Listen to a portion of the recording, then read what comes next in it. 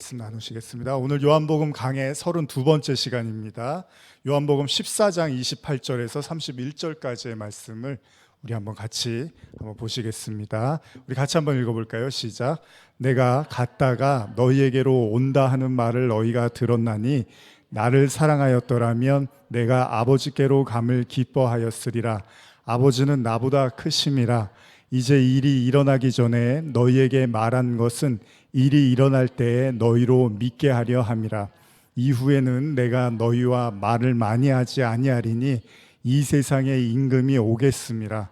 그러나 그는 내게 관계할 것이 없으니 오직 내가 아버지를 사랑하는 것과 아버지께 명하신 대로 행하는 것을 세상이 알게 하려 함이로다. 일어나라 여기를 떠나자 하시니라. 저희가 요한복음 지금 계속 말씀 나누고 있는데 예수님이 십자가를 지시기 전에 제자들의 발을 씻기시고 하는 그런 내용들부터는 계속해서 예수님의 미래일에 대한 말씀을 하시죠. 그래서 좀 와닿지 않는, 일반 사람들에게는, 성도들에게는 그게 별로 와닿지 않을 수도 있는 본문일 수도 있습니다. 그런 의미에서 어떻게 보면 요한은 그 내용들을 아주 집요하게 다루고 있거든요. 마태, 마가, 누가가 다루지 않는 내용들을 요한은 깊이 있게 좀 다루고 있는 부분들이 있는데 아무쪼록 오늘 이 본문들도 한번 여러분과 제가 나누면서 깊이 한번 생각해 보는 그런 시간이 됐으면 좋겠습니다. 예수님은 계속 성령에 대한 말씀을 하십니다.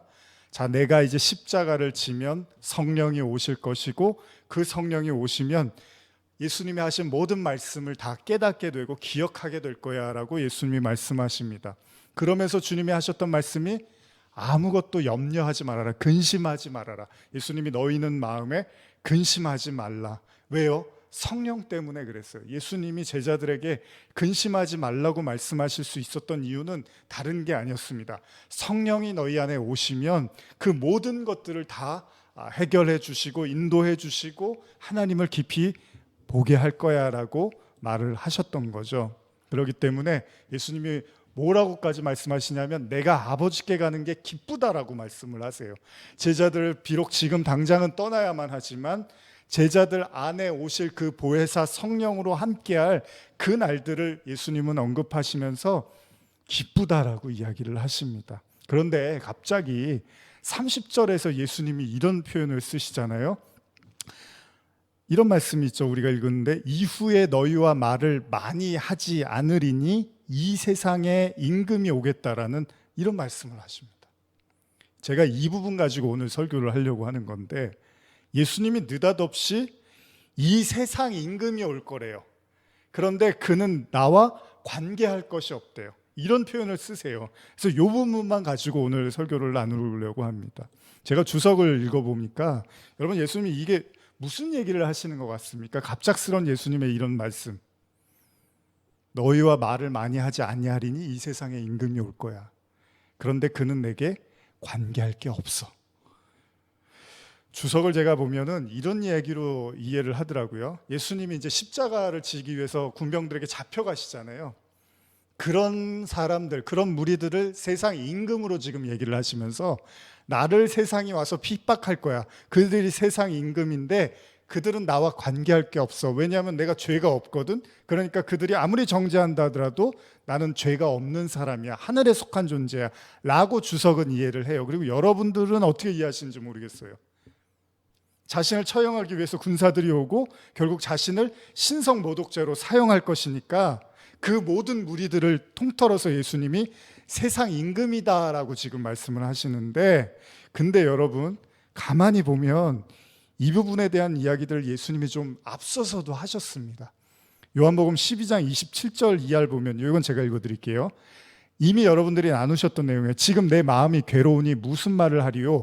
아버지여 나를 구원하여 이 때를 면하게 하여 주옵소서. 그러나 내가 이 때를 위하여 왔나이다. 아버지여 아버지의 이름을 영광스럽게 하옵소서 하시니 이에 하늘에서 소리가 나서 이르되 내가 이미 영광스럽게 하였고 또 다시 영광스럽게 하였다 하시니. 예. 곁에 서서 들은 무리는 천둥이 울었다고도 하며 또 어떤 이들은 천사가 그에게 말하였다고도 하니 예수께서 대답하여 이르시되 이 소리가 난 것은 나를 위한 것이 아니요 너희를 위한 것이니라. 이제 이 세상에 대한 심판이 이르렀으니 잘 보세요. 이 세상의 임금이 쫓겨나리라.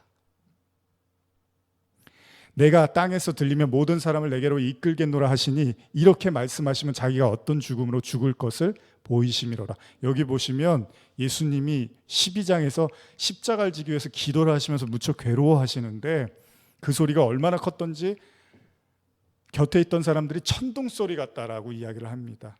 그리고 천사가 말을 걸었다라고 이야기를 하기도 해요. 이때 예수님이 제자들에게 말씀하시는데 이 세상에 심판이 이르렀대요. 그런데 그로 인해서 이 세상의 임금이 쫓겨날 거래요. 주석에도 그렇지만 우리는 일반적으로 이 구절을 예수님의 십자가로 패배를 맛보게 될 사탄, 세상 임금 하면 여러분들 사탄을 떠올리잖아요. 그러면 사단에 대한 의미로 해석을 할 수 있어요. 맞습니다. 예수님이 십자가를 통해서 사단이 패배를 하죠. 분명한 사실입니다. 그래서 예수님이 십자가를 져야 되는데 그렇게 예수님이 십자가를 지시면 모든 사람을 자신에게로 이끌게 될 거래요. 그게 바로 자신의 죽음에 대한 말씀인데 그렇다면 여기서 언급된 세상 임금과 오늘 본문의 14장에 언급된 세상 임금의 차이가 뭐겠냐는 거예요. 잘 보세요. 예수님은 요한복음 12장에서 분명히 십자가로 세상 임금이 쫓겨날 거래요. 그런데 갑자기 14장 30절에는 자신이 죽고 이후에 오게 될 성령을 언급하시자마자 세상 임금이 다시 올 거래요. 이상하지 않아요? 근데 그는 자신과 무관하대요.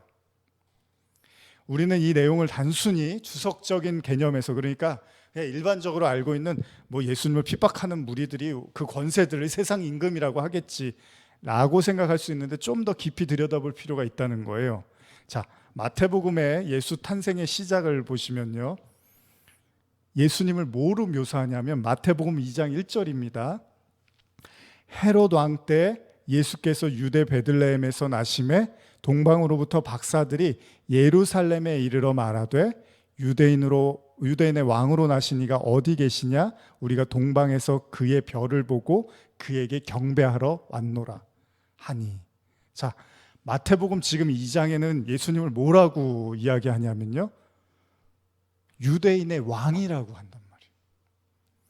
그리고 여러분, 예수님이 신문을 받으실 때 있잖아요. 십자가 때문에 예수님이 처형을 받기 위해서 신문 받을 때 마태복음 27장 1절이요.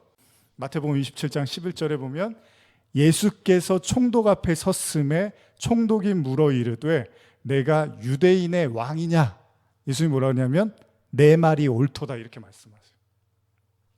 자, 그리고 예수님이 십자가에 못 박히실 당시에도 그에게 붙어있던 명패에 뭐라고 써있죠? 유대인의 왕이라고 써있어요. 요한복음 19장 19절 이하인데요, 빌라도가 패를 써서 십자가 위에 붙이니 나사렛 예수 유대인의 왕이라고 기록되었더라.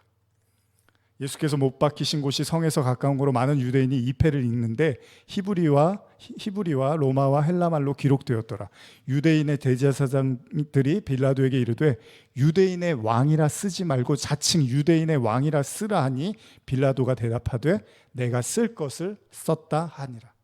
지금 분명히 예수님을 유대인의 왕, 자칭 유대인의 왕, 이런 왕으로서 지금 예수님을 묘사하고 있잖아요. 성경이. 결국 예수님은 왕으로 돌아가십니다. 그런데 왜 굳이 예수님은 자신을 유대인의 왕이라고 했을까요? 그렇다면 유대인의 왕과 세상의 임금은 뭐가 다를까요? 그걸 다르게 봐야 될까요? 세상 임금, 유대인의 왕. 물론 유대인은 하나님의 백성이라고 우리가 알고 있으니까 하나님의 백성의 왕으로 이해할 수 있습니다. 그러면 세상의 임금은 세상의 왕, 그러니까 세상으로 해석되는 애굽의 왕, 바벨의 왕, 사단의 대표, 이렇게 이해할 수 있잖아요. 그런데 요한복음 18장에 보면 빌라도하고 예수님이 대화를 하는데 이걸 한번 같이 읽어볼까요? 요한복음 18장 36절 37절입니다. 시작. 예수께서 대답하시되 내 나라는 이 세상에 속한 것이 아니니라. 만일 내 나라가 이 세상에 속한 것이었더라면 내 종들이 싸워 나로 유대인들에게 넘겨지지 않게 하였으리라. 이제 내 나라는 여기에 속한 것이 아니니라. 빌라도가 이르되 그러면 내가 왕이 아니냐? 예수께서 대답하시되 내 말이 같이 내가 왕이니라. 내가 이를 위하여 태어났으며 이를 위하여 세상에 왔나니 곧 진리에 대하여 증언하려 함이로다. 무릇 진리에 속한 자는 내 음성을 듣느니라 하시니라.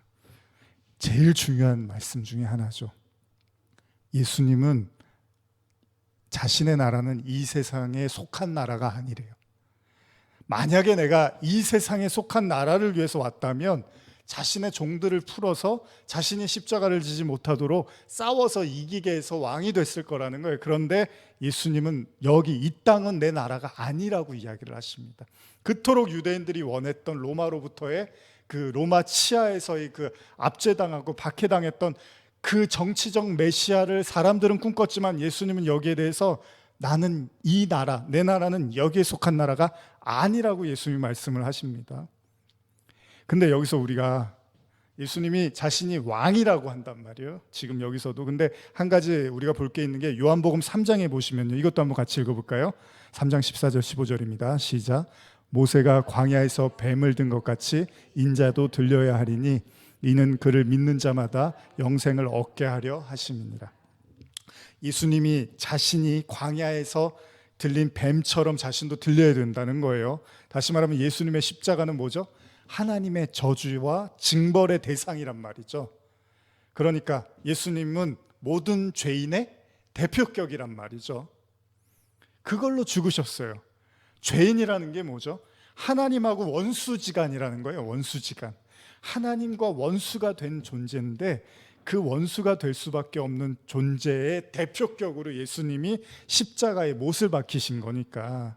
그러면 실제로 요한계시록에 보면 예수님을 땅의 임금이라고 표현을 하는데 여기 한번 보세요. 요한복음 계시록 요한계시록 1장 5절인데 한번 같이 읽어볼까요? 시작. 또 충성된 증인으로 죽은 자들 가운데서 먼저 나시고 땅의 임금들의 머리가 되신 예수 그리스도로 말미암아 은혜와 평강이 너희에게 있기를 원하노라. 우리를 사랑하사 그의 피로 우리 죄에서 우리를 해방하시고. 지금 계시록은 뭐라고 하죠? 예수님을 땅의 임금이라고 표현을 해요. 임금들의 머리라고도 지금 이야기를 하고 있습니다. 그럼 여러분 한번 잘 생각해 보세요. 유대인의 왕, 하늘의 왕, 좋아요. 그런데 예수님은 세상 모든 거짓 임금들의 대표격인 임금의 왕이라고도 표현을 합니다. 땅의 임금, 땅의 임금. 하늘의 임금이 아니고요. 그러니까 우리가 알고 있는 것처럼 예수님이 이 세상의 모든 죄인의 대표니까, 그러면 요한복음 12장에서 세상의 임금이 쫓겨날 것이다 십자가로 인해서, 이런 말씀은 예수님의 심판으로 말미암아 드러난 하나님처럼 되고 싶었던 인간, 원죄를 가진 인간에 대한 심판으로도 볼 수 있다는 거예요. 그러니까 세상 임금이 쫓겨난다는 게 바로 우리가 그 죄인들이잖아요. 그 죄인의 대표격으로 예수님이 죽으셨기 때문에 그 원죄에 대한 심판을 받으신 분이 예수님이니까 그 예수님이 세상 임금으로 죽었다는 거예요. 그래서 세상 임금이 쫓겨났다고도 표현하는 거라고 볼 수 있다는 거죠. 자, 한번 생각해 보세요. 우리가 여러 번 나누었던 말씀에서 요한복음 16장 7절인데요. 이건 제가 읽어드릴게요. 그러나 내가 너희에게 실상을 말하노니 내가 떠나가는 것이 너희에게 유익이라. 내가 떠나가지 아니하면 보혜사가 너희에게로 오시지 아니하실 것이요 가면 내가 그를 너희에게로 보내리니 그가 죄에 대해서 의에 대해서 심판에 대해서 세상을 책망하시리라. 죄에 대하여라 하면 그들이 나를 믿지 아니하며 의에 대하여라 하면 내가 아버지께로 가니 너희가 다시 나를 보지 못하며 심판에 대하여라 하면 이 세상 임금이 심판을 받았습니다. 자, 예수님이 제자들에게 오실 성령을 언급하시면서 성령이 임하면 죄와 의와 심판을 깨닫는데요. 그런데 마지막 심판과 관련해서 누가 심판받는다고요? 세상 임금이 심판을 받았대요. 자, 그럼 누가 심판받았죠? 십자가에서? 예수님이 심판받았잖아요. 근데 왜 느닷없이 요한복음 12장과 16장 사이인 14장에서 갑자기 14장 30절 이후에는 내가 너희와 말을 많이 하지 아니하리니 이 세상의 임금이 오겠음이라. 그러나 그는 내게 관계할 것이 없으니. 이런 말을 했겠냐는 거예요. 12장에서는 세상 임금이 쫓겨날 거래요. 16장에선 세상 임금이 심판받았대요. 근데 왜 갑자기 14장에선 세상 임금이 다시 올 거냐고 말을 하냐는 거예요. 그게 과연 군병에 대한 얘기였냐는 거예요. 과연 당시 로마 정권에 대한 얘기를 하고 있었던 거겠냐는 거죠. 여러분들이 봐도 좀 뭔가 이상하지 않나요? 이거는 그렇게 간단한 이야기가 아닐 수도 있다는 거예요. 제가 누누이 요즘 말씀을 나누면서 드리는 게, 예수님의 십자가 직전에 제자들에게 하신 말씀들은 사실 너무 중요한 말씀들입니다. 그런데 성도들에겐 잘 와닿지 않을 수가 있어요. 왜냐하면 다 피상적인 얘기니까, 성령이 올 거야, 성령이 오면 이렇게 될 거야, 저렇게 될 거야, 마지막 때가 되면 이렇게 될 거야, 이런 이야기들이 우리가 이렇게 잘 체감이 안 될 수도 있잖아요. 당장 우리 앞에 일어난 일이 아닌 것처럼 느낄 수도 있으니까요. 그러나 굳이 예수님이 세상 임금을 자꾸 언급하시면서 쫓겨날 거야, 심판받을 거야, 다시 올 거야, 순서상으로도 여러분 이상합니다. 12장에서 쫓겨날 거라 그러고 14장에서는 다시 올 거라 그러고 16장에서는 이미 심판받았다고 이야기를 해요. 뭔가 자연스럽지가 않다는 거죠. 제가 이 부분에 대해서 말하고 싶은 게 뭐냐면요, 14장에서 예수님이 언급하시고자 한 것이 이미 세상 임금으로 심판을 받은, 그러니까 여러분, 예수님이 십자가를 지고 죽으시고 보혜사 성령으로 오셨는데, 그런데도 불구하고 이미 심판받은, 세상 임금으로 심판받은 그 예수님과 같은 모습을 하고도 여전히 세상 임금처럼 말하고 행동하는 거짓 선지자, 즉 적그리스도에 대한 이야기로도 볼 수 있다는 겁니다. 그러니까 예수님이 세상 임금이 다시 올 거야, 그러나 그는 나와 관계가 없어라고 이야기한 건, 여러분과 제가 충분히 저것이 그리스도의 말이고 그리스도의 행동이고 그리스도의 내용을 담고 있다고 오해하고 착각하고 잘못 믿을 수 있는 어떤 주님과 반대되는 존재가 와서 주님처럼 행세를 할 거라는 거죠. 그러니까 세상 임금이 심판을 받았는데 가짜 세상 임금이 나타나서 사람들을 현혹할 수 있다는 겁니다. 예를 들면요, 요한일서에서 요한이 적그리스도에 대한 언급을 하죠. 그런데 뭐라고 이야기합니까? 적그리스도가 나중에 무슨 계시록 그 마지막 때 온다고 합니까? 그런 얘기를 안 하죠. 요한이 뭐라 그러죠? 이미 왔다 그러죠. 한번 볼까요? 요한일서 2장 18절입니다. 같이 한번 읽겠습니다. 시작. 아이들아, 지금은 마지막 때라. 적그리스도가 오리라 하는 말을 너희가 들은 것과 같이 지금도 많은 적그리스도가 일어났으니 그러므로 우리가 마지막 때인 줄 아노라. 언제 쓰여진 거죠? 2000년 전에. 근데 요한이 이미 많이 왔대요. 이것도 한 명이 아니라. 그러니까 무슨 뭐 누가 적그리스도냐, 뭐 인터넷 들어가 보면 적그리스도가 누구냐, 뭐 그건 그렇게 보는 게 아니라는 거예요. 지금 요한은 뭐라 그래요? 이미 많은 적그리스도가 일어났다고 이야기를 하고 있어요. 요한이 예수님 십자가를 지시고 성령이 오시고 나서 적그리스도들이 나타났다고 이야기를 하고 있단 말이에요. 저도 한때는 그 666 이런 거 관심 많아서 옛날에 어렸을 때 그 오맨이라는 영화가 있었거든요. 그거 보고서 적그리스도 막 그런 거에 심취해갖고 종말론에 빠져갖고 저도 한참 거기에 시간을 많이 보냈었는데, 누가 적그리스도냐, 적그리스도가 뭐 누구냐 막 그런 거 있잖아요. 뭐 요한계시록 갖고도 이름 가지고 막 어떻게 풀고 저렇게 풀고, 요한이 이야기하잖아요. 적그리스도 그런 게 아니라 이미 많이 나왔다고.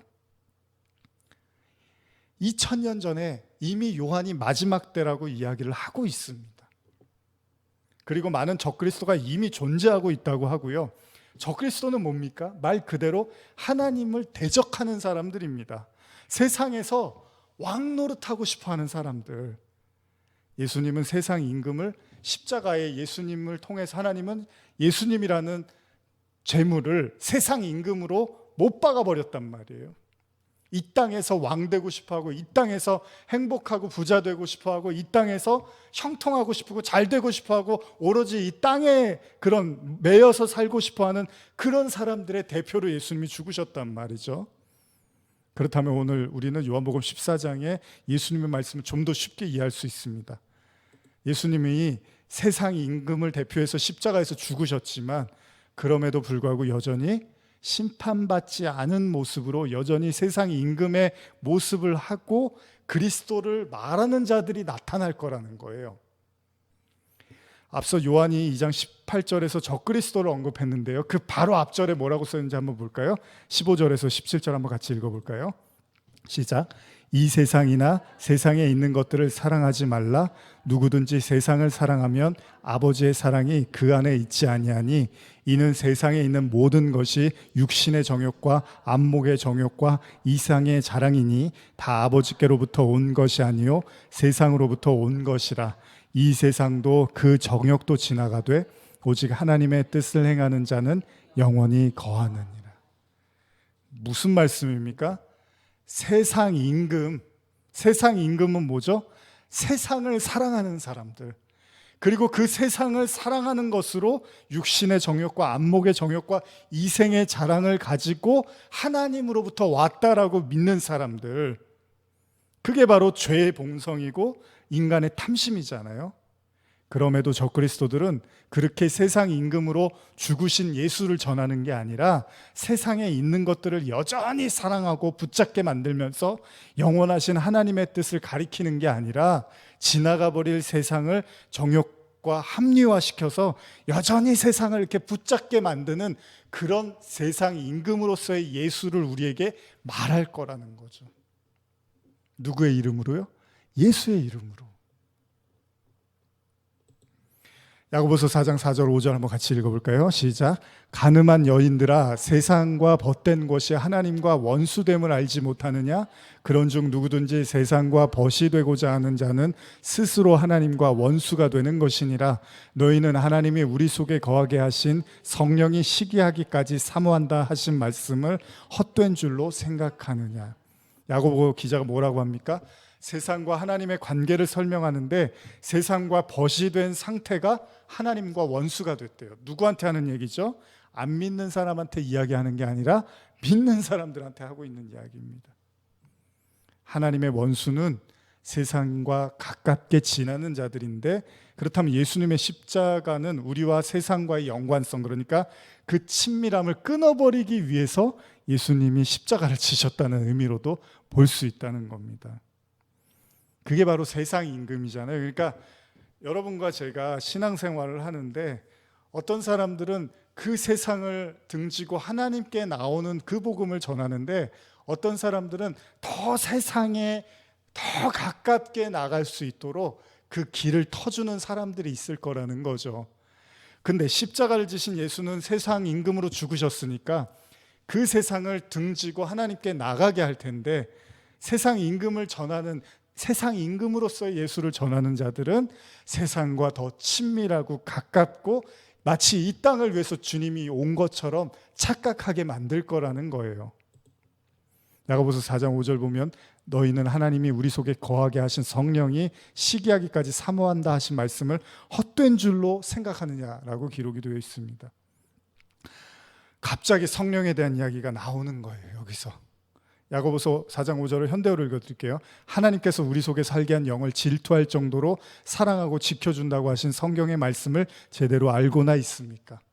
현대인의 성경도 한번 제가 읽어드릴게요. 하나님이 우리 속에 살게 하신 성령님은 우리를 질투하시기까지 사랑하신다는 것은 성경 말씀을 여러분은 하찮은 말로 생각하십니까? 이렇게 써 있습니다. 제가 여러 가지 번역판들을 봤는데 이 무슨 얘기냐면, 어떤 의미는 하나님은 우리 안에 계신 성령을 시기할 정도로 우리를 사랑한다는 뉘앙스로 해석할 수 있고요, 어떤 경우에는 우리 안에 거하시는 성령께서 우리를 너무 사랑한 나머지 시기하고 질투할 정도다라고 말하기도 합니다. 핵심은 뭡니까? 하나님이 여러분과 저를 너무 사랑한다는 거예요. 근데 동시에 이것은 하나님이 우리가 세상과 벗이 되는 걸 절대 용납하지 않겠다는 의미도 있습니다. 그러니까 세상과 벗을 하고자 하는 자는 세상 임금, 그러니까 저와 여러분들 안에 있는 세상 임금 있잖아요. 그건 반드시 십자가에 못 박히게 만들 거라는 거예요. 그런데 그 십자가에 못 박혀야 될 저와 여러분들 안에 있는 세상 임금으로서의 나를 오히려 부추기고 오히려 더 발전시키게 하고 더 크게 만들려고 하는 그런 존재들이 나타날 거라는 거예요.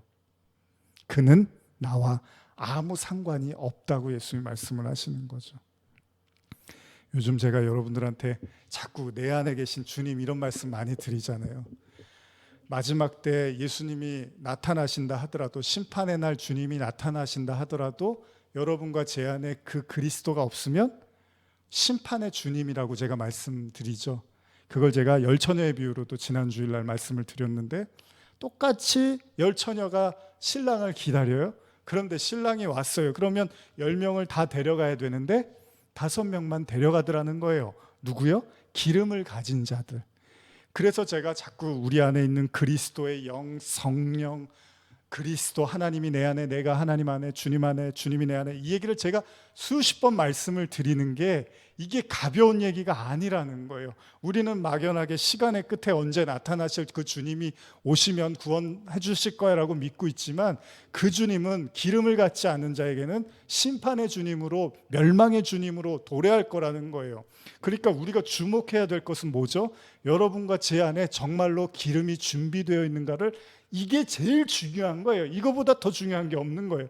그게 열처녀에 비해서 아주 여실하게 보여주고 있는 거예요. 기다리는 게 중요한 게 아니라 준비되어 있어라, 깨어 있어라. 우리 이런 말 되게 많이 하잖아요.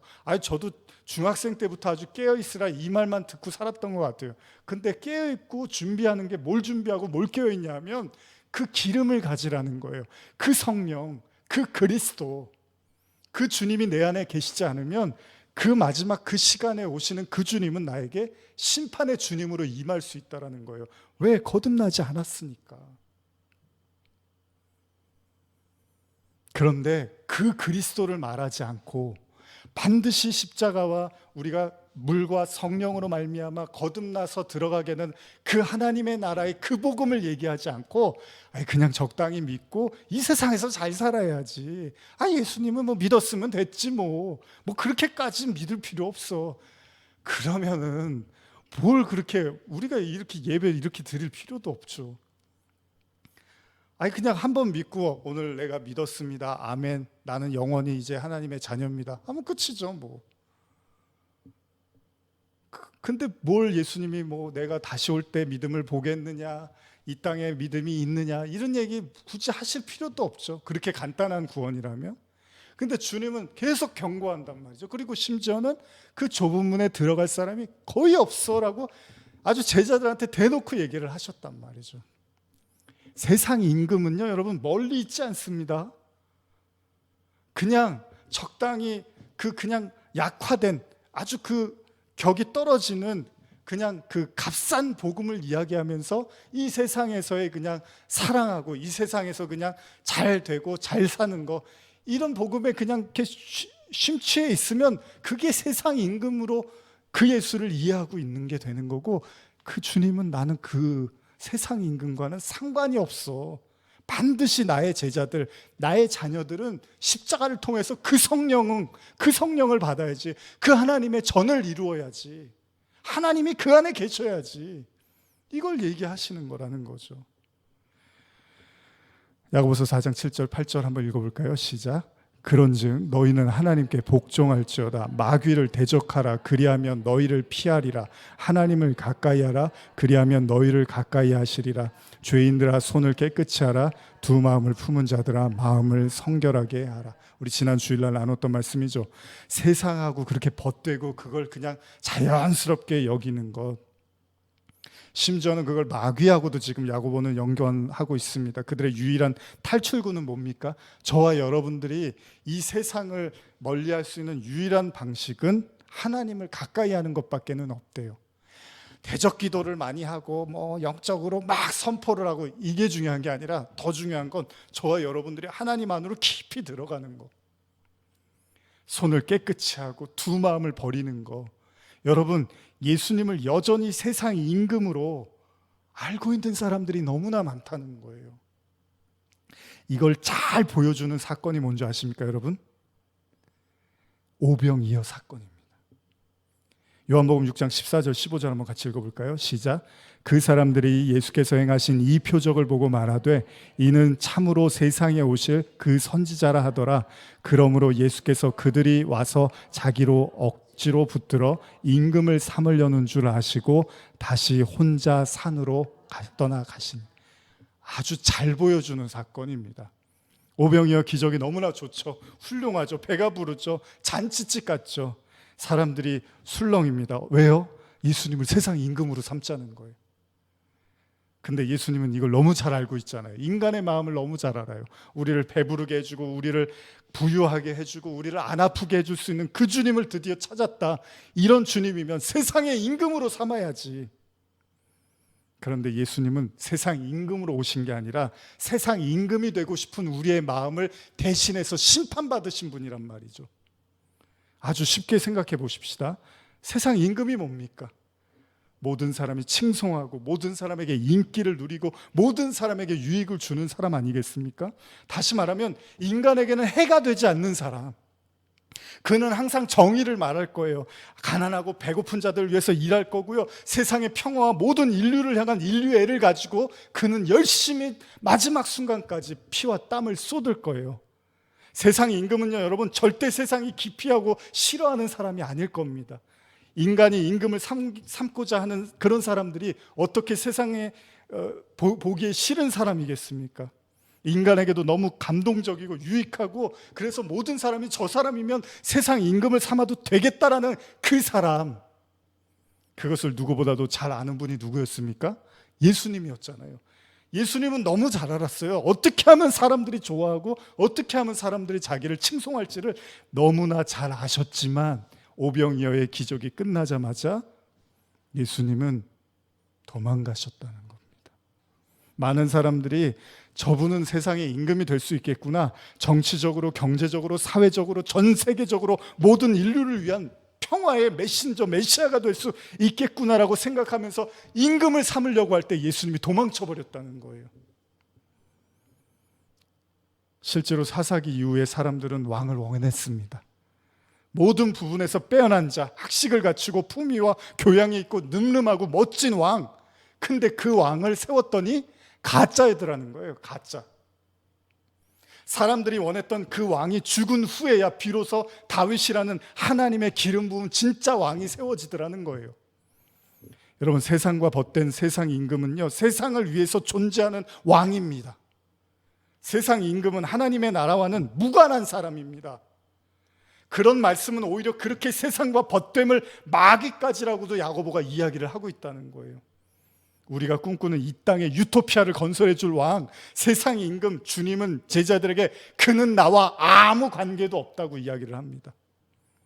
다시 말하면 예수를 그렇게 말하는 자들, 복음을 그렇게 말하는 자들, 그 밖에 예수만 이야기하는, 우리 안에 거하시는 그 예수, 그 그리스도, 그 성령을 말하지 않고 그 성전을 말하지 않고 그냥 밖에 있는 예수를 기도하고 찬송하면서 우리의 그 세상의 욕심과 세상의 쾌락을 위해서 그 주님을 믿어버리면 그 복음은 나와는 아무 상관이 없다는 거예요. 그래서 예수님이 성령을 이야기하는, 반드시 성령을 받아라. 그래서 바울은 이렇게 말합니다. 고린도후서 11장 2절 같이 읽어볼까요? 시작. 내가 하나님의 열심으로 너희를 위하여 열심을 내노니 내가 너희를 정결한 처녀로 한 남편인 그리스도께 드리려 중매함이로다. 그러나 나는 뱀이 그 관계로 하와를 미혹한 것 같이 너희 마음이 그리스도를 향하는 진실함과 깨끗함에서 떠나 부패할까 두려워하노라. 만일 누가 가서 우리가 전파하지 아니한 다른 예수를 전파하거나 혹은 너희가 받지 아니한 다른 영을 받게 하거나 혹은 너희가 받지 아니한 다른 복음을 받게 할 때에는 너희가 잘 용납하는도다. 제가 신년이 되면 하나님의 나라에 대해서 4번에 나눠서 설교를 하려고 그러는데 거기서 하나님의 나라는 말에 있지 않고 능력에 있다라는 구절을 가지고 한 주를 설교를 할 건데, 이 말이 사람을 잡는 거예요. 예수님이 말이 영이라고 하죠. 이 인간의 말이 사람을 현혹시키고 사람을 푹 빠지게 만들어서 나중에 조종을 해버려요. 그게 마귀, 악마, 사단의 말이라는 거죠. 예수님은 그 말로부터 우리를 끄집어내주는 거죠. 하나님의 말씀으로 우리를 세워버리는 거란 말이죠. 그런데 지금 바울도 이야기하잖아요. 나는 지금 열심히 하나님하고 너희를 이렇게 어떻게든 만나게 해주려고 중매자로서 이렇게 최선을 다하는데, 그럼에도 불구하고 다른 복음에 우리가 취해서 다른 복음에 우리가 빠져들어서 그 하나님한테는 관심이 없고 그 세상 일들에 푹 빠져서 사는 다른 복음을 받고 있는 그 너희들에 대해서 내가 참 걱정스럽구나라고 이렇게 이야기를 하고 있다는 겁니다. 고린도후서 11장 10절에서 15절 읽어볼까요? 시작. 그리스도의 진리가 내 속에 있으니 아가야 지방에서 나의 이 자랑이 막히지 아니하리라. 어떠한 까닭이냐? 내가 너희를 사랑하지 아니함이냐? 하나님이 아시느니라. 나는 내가 해온 그대로 앞으로도 하리니 기회를 찾는 자들이 그 자랑하는 일로 우리와 같이 인정받으려는 그 기회를 끊으려 함이라. 그런 사람들은 거짓 사도요 속이는 일꾼이니 자기를 그리스도의 사도로 가장하는 자들이니라. 이것은 이상한 일이 아니니라. 사탄도 자기를 광명의 천사로 가장하나니 그러므로 사탄의 일꾼들도 자기를 의의 일꾼으로 가장하는 것이 또한 대단한 일이 아니니라. 그들의 마지막은 그 행위대로 되리라. 바울도 이야기합니다. 사탄도 자기를 광명한 천사로 과장한대요. 그 얘기는 여러분들이 아시는 말씀처럼 할 수만 있으면 믿는 자들도 다 넘어뜨리게 한다는 거예요. 무슨 의미입니까? 바울은 이 이야기를 시작하면서 자신을 중매장이라고 이야기를 합니다. 중매의 목적이 뭡니까? 오로지 그리스도와 그의 신부를 혼인하게 해주는 겁니다. 다른 것에는 어떤 목적을 가지지 않는 거예요. 내가 중매를 한번 서보면 저 사람이 나한테 양복을 줄까? 저 사람이 나한테 밥을 한번 살까? 그게 목적이 아니죠. 중매자의 목적은 남자와 여자가 서로 만나서 혼인을 하게 하는 거, 이거에만 관심이 있다는 거예요. 바울은 여기에만 관심이 있었어요. 그 외에 다른 것이 목적이 돼서는 안 된다는 겁니다. 그런데 거짓 선지자들은 다른 데 관심이 있다는 거예요.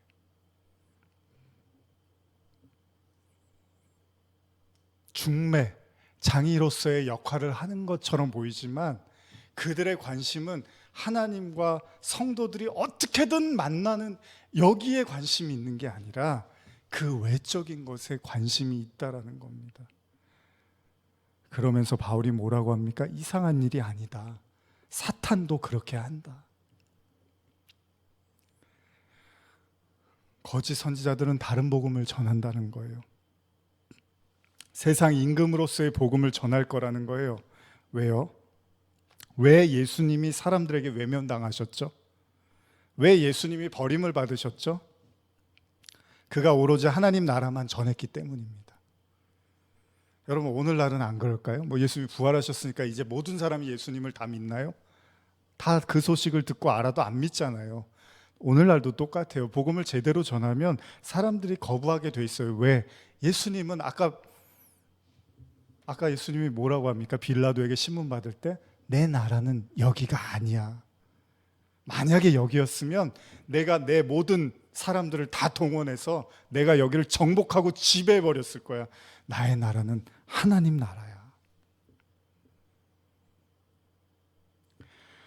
적당히 세상과 타협하면서 사람들에게 인기도 누리고 굽힐 때는 굽혀가면서 종교 지도자들이 비위도 맞추고 사람들이 좋아할 말들도 해주고 이런 거 저런 거 다 하면 사람들이 다 좋아하고 다 박수 쳐주고 다 따라갑니다. 그러면 예수님이 최고예요. 그 분야에서는. 세상 임금으로서의 역량은 예수님보다 더한 사람은 없을 거예요. 제자들도 그런 예수를 기대했습니다. 그런데 그 예수가 십자가 지겠다고 떠나버렸어요. 요한복음 18장 33절 한번 제가 읽어드릴게요. 이에 빌라도가 다시 관정에 들어가 예수를 불러 이르되 내가 유대인의 왕이냐? 예수께서 대답하시되 이는 내가 스스로 하는 말이냐 다른 사람이 나에 대해서 내게 한 말이냐? 빌라도가 대답하되 내가 유대인이냐? 내 나라 사람과 대제사장들이 너를 내게 넘겼으니 내가 무엇을 하였느냐? 예수께서 대답하시되 내 나라는 이 세상에 속한 것이 아니니라. 만일 내 나라가 이 세상에 속한 것들이었다면 내 종들이 싸워 나로 유대인들에게 넘겨지지 않게 하였으리라. 이제 내 나라는 여기에 속한 것이 아니니라.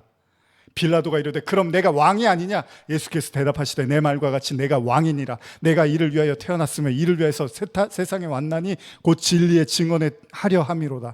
무릇 진리에 속한 자는 내 음성을 듣느니라. 예수님은 오로지 하나님 나라 외에는 관심이 없으셨습니다. 이게 사람들이 싫어했고 죽이려고 했던 이유였다는 거예요. 충분히 예수님은 세상 임금이 될 수 있었어요. 그러나 예수님은 그게 아니라고 말씀하시는 거예요. 그 세상 임금이 다시 오더라도 그는 나와 관계가 없다고 말씀을 하시는 거예요. 그럼에도 불구하고 세상 임금은 다시 왔습니다.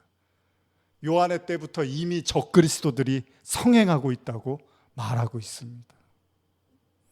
계시록 13장 9절 이해합니다. 누구든지 귀가 있거든 들을지어다. 사로잡힌 자는 사로잡혀갈 것이요 칼에 죽는 자는 마땅히 칼에 죽을 것이니 성도들의 인내와 믿음이 여기 있느니라. 내가 봄에 또 다른 짐승이 땅에서 올라오니 어린 양같이 두 뿔이 있고 어린 양같이 두 뿔이 있고 용처럼 말을 하더라. 그가 먼저 나온 짐승의 모든 권세를 그 앞에서 행하고 땅과 땅에 사는 자들을 처음 짐승에게 경배하게 하니 곧 죽게 되었던 상처가 나은 자니라. 큰 이적을 행하되 심지어 사람들 앞에서 불이 하늘로부터 땅에 내려오게 하고 짐승 앞에서 받은 바 이적을 행함으로 땅에 거하는 자들을 미혹하며 땅에 거하는 자들에게 이르기를 칼에 상하였다가 살아난 짐승을 위하여 우상을 만들라 하리라. 만일 저와 여러분들이 세상 임금으로 그리스도와 함께 십자가에 못 박혀서 죽지 않으면, 그리고 그 보증으로 주시는 성령을 받지 않는다면, 그 십자가에서 죽지 않고 상했던 상처가 다시 나서 죽지 않고 내려와서 여전히 우리의 그 세상의 임금으로서의 그 인기와 명예를 누리게 하는 그런 복음으로 우리가 예수를 이해하고 있다면, 그 예수는 잘못된 예수를 믿고 있는 게 돼버린다는 거죠. 그 예수는 우리를 구원해 주는 예수가 아니라 세상의 임금으로 세상과 버타게 만드는 십자가 이전에 베드로가 붙잡으려고 했던 그 예수, 죽지 마세요, 우리와 함께 있어 주세요, 그 우상으로서 그 자기의 그 목숨을 부지하기 위한 그 자신의 유익을 위해서 붙잡으려고 했던, 예수님이 하나님의 일을 알지 못하는구나 라고 꾸짖었던 그 예수를 여전히 붙잡고 놓지 않고 있다면 우리는 여전히 그리스도와 무관한 사람일 수 있다는 것입니다. 그리스도의 십자가로 말미암아 우리 안에, 저와 여러분들 안에 있는 그 세상의 영이 몰아내어지고 그 예수 그리스도께서 우리의 내면에 거하시는 날, 그 십자가에 매달린 예수만 바라보면서 나의 그냥 욕심만, 나의 그냥 유익만, 나의 그냥 기도 제목만 외치는 그게 아니라 내가 그 십자가에서 주님과 같이 못 박혀서 그 주님이 주시는 생수 성령으로 다시 살아날 때 비로소 주님이 원했던 그것이 바로 제자들에게 말씀하셨던 것들이라는 겁니다. 십자가 외에는 다른 복음은 없습니다. 오로지 십자가로 승리하십시오. 여러분들은 십자가로 세상 임금을 이긴 자들이기를 축복합니다. 십자가로 하나님 나라에 들어가십시오. 성령께서 함께 하시기를 간절히 축복합니다. 기도하시겠습니다. 하나님 아버지, 감사합니다. 하나님의 나라를 위하여 이 땅에 오신 주님, 세상 임금이 쫓겨나고 심판받았음에도 불구하고 여전히 예수를 세상 임금으로 삼으려고 하는 수많은 무리들이 있었던 것처럼 지금도 그러합니다. 그러나 주님은 세상 임금으로 이 땅에 오시지 않았습니다. 오로지 아버지의 뜻, 하나님의 나라, 유대인의 왕으로 오셨습니다. 주님, 우리 안에 진리로 임하여 주시옵소서. 예수님의 이름으로 기도드립니다. 아멘.